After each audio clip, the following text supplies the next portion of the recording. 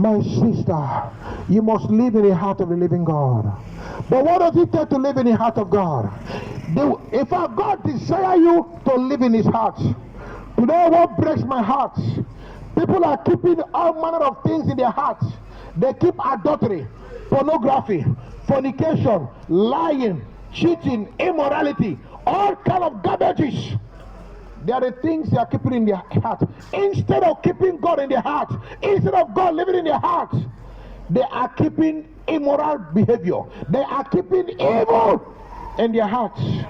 My friends, God wants you to dwell in his heart.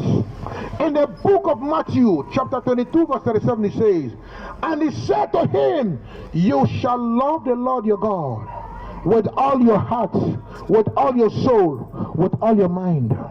If you want God to live in your heart, you must surrender it to Jesus. My friends, if you allow pornography, adultery, lying, Satan, immoral things to dwell in your heart, do you know that Satan will steal you from God?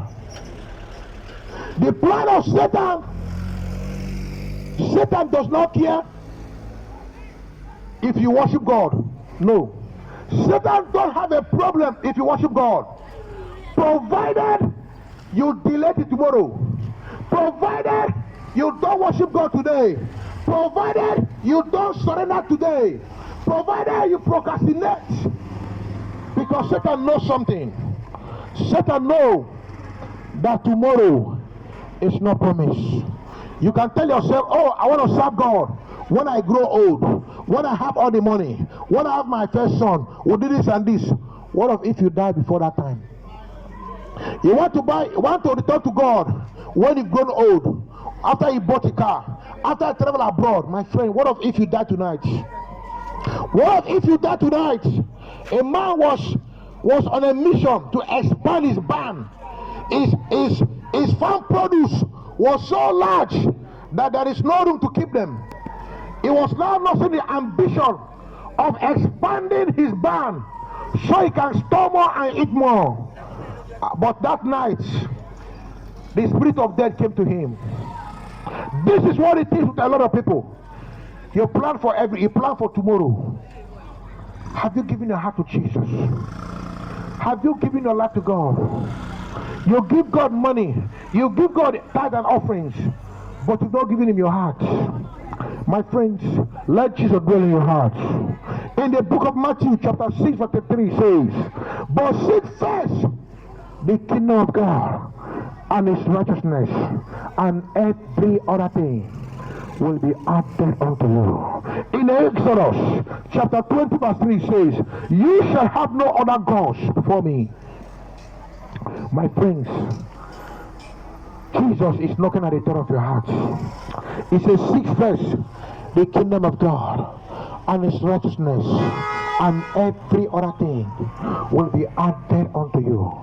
Seek first the kingdom of God. In all your seeking, in all your desire, my sister, desire Jesus. Don't let anything rob you.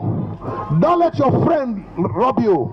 Don't let your marriage, don't let your children, don't let your job, don't let everything rob you the opportunity of entering God's kingdom.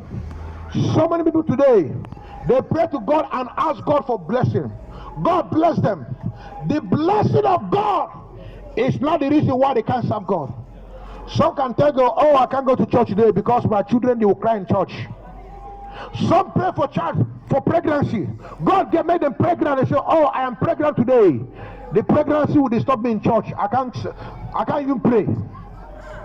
A lot of people today, the same blessing God gave them is the reason why they can't serve God. They are pregnant today. They don't think pregnant women should pray. They have plenty cash today.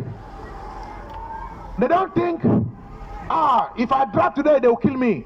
The same blessing God gave them is the same reason why they can't serve God.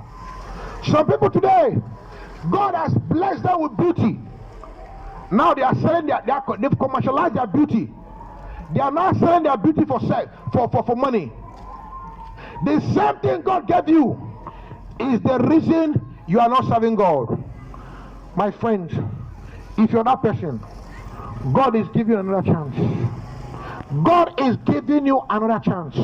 Jesus is giving you another chance. Remember, heaven and earth will pass away, but the word of God will live forever. Your life will pass away. Everything your eyes can see will pass away.